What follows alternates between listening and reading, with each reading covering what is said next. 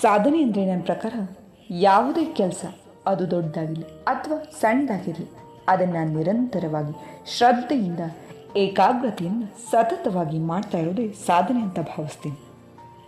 ಹಾಗಿದ್ರೆ ಈ ಸಾಧನೆ ಒಲಿಲಿಕ್ಕೆ ಎಷ್ಟು ವರ್ಷ ಬೇಕು ಗೊತ್ತಿಲ್ಲ.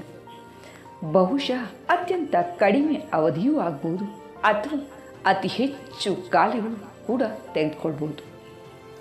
ಆತ್ಮೀಯ ಕೇಳುಗರಿಗೆ ನಮಸ್ಕಾರ. ತೇಜಸ್ವಿಯ ತಂದೆ ಖಡ್ಗ ಯುದ್ಧದಲ್ಲಿ ಖ್ಯಾತರಾದವರು. ಆದರೆ ತೇಜಸ್ವಿಗೆ ಯಾಕೆ ಖಡ್ಗ ಯುದ್ಧದಲ್ಲಿ ಪರಿಣಿತಿ ಬರಲಿಲ್ಲ. ತಂದೆ ಎಷ್ಟೋ ಪ್ರಯತ್ನ ಮಾಡಿ ನೋಡಿದ್ರು, ವಿದ್ಯೆ ಹತ್ತುವ ಹಾಗೆ ಕಾಣಲಿಲ್ಲ.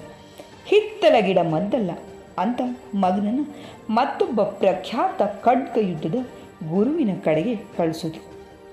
ಅವರು ಕೂಡ ತೇಜಸ್ವಿಯ ತಂದೆಯ ಅಭಿಪ್ರಾಯಕ್ಕೆ ಬಂದರು. ತೇಜಸ್ವಿಗೆ ಈ ವಿದ್ಯೆಯಲ್ಲಿ ಪರಿಣಿತಿ ಬರಲಾರದು ಅಂದರು. ಪಾಪ ತೇಜಸ್ವಿಗೆ ನಿರಾಸೆ ಆಯಿತು. ಗುರುಗಳೇ, ನಾನು ಶ್ರಮಪಟ್ಟು ಕಲಿತ್ರೆ ಎಷ್ಟು ವರ್ಷಗಳಲ್ಲಿ ನಾನು ನಿಷ್ಣಾತನಾಗಬಹುದು ಅಂತ ಕೇಳ್ದ. ಗುರು ಮಾರ್ಮಿಕವಾಗಿ ಉತ್ತರಿಸಿದರು, ನೀನು ಜೀವನ ಪರ್ಯಂತ ಶ್ರಮ ಪಡಲೇಬೇಕು ತೇಜಸ್ವಿ. ನಾನು ಅಷ್ಟು ಕಾಲ ಕಾಯಲಾರೆ. ನಾನು ನಿಮ್ಮ ಮನೆಯ ಆಳಾಗಿ ದುಡಿತೇನೆ. ನೀವು ಹೇಳಿದಷ್ಟು ಕಾಲ ಪರಿಶ್ರಮ ಪಡ್ತೀನಿ. ಎಂತಹ ಕಷ್ಟದ ಪರೀಕ್ಷೆಯಾದರೂ ಹೆದರುವುದಿಲ್ಲ. ಆಗ ಎಷ್ಟು ಕಾಲ ಬೇಕಾದಿತ್ತು ಅಂತ ಮತ್ತೆ ಕೇಳ್ದ. ಹಾಗಾದರೆ ಒಂದು 20 ವರ್ಷ ಸಾಕಾದಿತ್ತು ಅಂದರು ಗುರುಗಳು. ತೇಜಸ್ವಿ ಬಿಡಲಿಲ್ಲ. ಗುರುಗಳೇ, ನಮ್ಮ ತಂದೆಯವರಿಗೆ ವಯಸ್ಸಾಗಿದೆ. ಅವರು ಇರುವಾಗಲೇ ನಾನು ಈ ವಿದ್ಯೆಯಲ್ಲಿ ನಿಷ್ಣಾತನಾಗಿ ತೋರಿಸಬೇಕಾಗಿದೆ. ಬೇಕಾದರೆ ನಾನು ದಿನಕ್ಕೆ 20 ಗಂಟೆಗಳ ಕಾಲ ತಾವು ಹೇಳಿದ್ದನ್ನು ಪಾಲಿಸಿ ಪ್ರಯತ್ನಿಸ್ತೇನೆ. ಹಾಗಿದ್ದಾಗ ನನಗೆಷ್ಟು ಕಾಲ ಬೇಕಾದಿತ್ತು ಅಂತ ಕೇಳಿದ.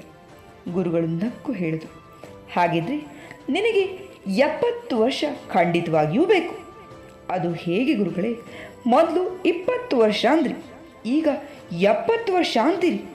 ದಯವಿಟ್ಟು ನನಗೆ ಹೇಳಿ. ನಾನು ಯಾವುದೇ ಕೆಲಸವನ್ನು ಮಾಡಲಿಕ್ಕೆ ಸಿದ್ಧನಿದ್ದೇನೆ.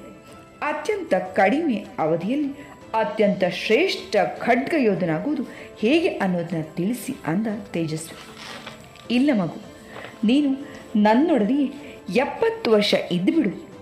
ಫಲಿತಾಂಶಕ್ಕೆ ಅವಸರ ಪಡುವವನು ಯಾವತ್ತಿಗೂ ಶ್ರೇಷ್ಠನಾಗಲಾರ ಅಂತ ಹೇಳಿ ಕಲ್ತಿದ್ದನ್ನು ಅರಗಿಸಿಕೊಳ್ಳೋಕ್ಕೂ ಸಾಧ್ಯ ಇಲ್ಲ ಅಂದರು. ತೇಜಸ್ವಿ ಗುರುವಿನೊಡನೆಯೇ ಉಳಿದುಬಿಟ್ಟ. ಗುರು ಅವನಿಗೆ ಖಡ್ಗ ಯುದ್ಧದ ಬಗ್ಗೆ ಯಾವ ಮಾತನ್ನು ಆಡಲಿಲ್ಲ. ಗುರು ಹೇಳಿದ ಮನೆ ಕೆಲಸ ಮಾಡಿಕೊಂಡು ಇದ್ದುಬಿಟ್ಟ. ಸ್ವಲ್ಪ ದಿನ ಖಡ್ಗದ ಕಡೆಗೆ ತಿರುಗಿ ಕೂಡ ನೋಡಲಿಲ್ಲ. ಒಂದಿನ ಶಿಷ್ಯ ತಲೆ ಬಗ್ಗಿಸಿ ನೆಲ ಒರೆಸ್ತಾ ಇದ್ದಾಗ ಹಿಂದಿನಿಂದ ಬಂದ ಗುರು ಮರದ ಖಡ್ಗವೊಂದರಿಂದ ಬೆನ್ನ ಮೇಲೆ ಅಪ್ಪಳಿಸಿದ. ತರುಣ ಗಾಬರಿಯಾದ.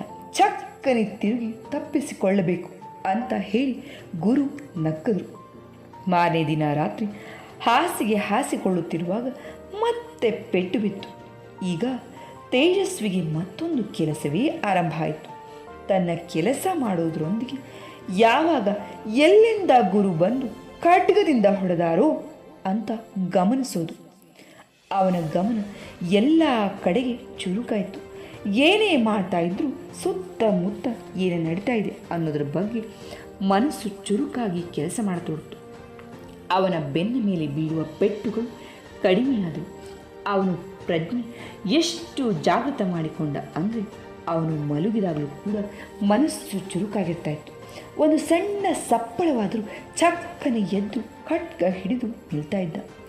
2 ತಿಂಗಳುಗಳ ನಂತರ ಗುರು ಬಂದು, ನೀನೀಗ ಅತ್ಯುತ್ತಮ ಖಡ್ಗ ಯೋಧನಾಗಿದ್ದೀಯ. ಮನೆಗೆ ತೆರಳಿ ಸಾಧನೆಯನ್ನು ಮುಂದುವರಿಸು ಅಂತ ಹೇಳಿ ಆಶೀರ್ವಾದ ಮಾಡಿ ಕಳಿಸಿದ್ರು. ಆತ್ಮೀಯರೇ, ಇದೆಷ್ಟು ಅರ್ಥಪೂರ್ಣ ಕಥೆ ಅಂತ ಒಮ್ಮೆ ಆಲೋಚನೆ ಮಾಡಿ.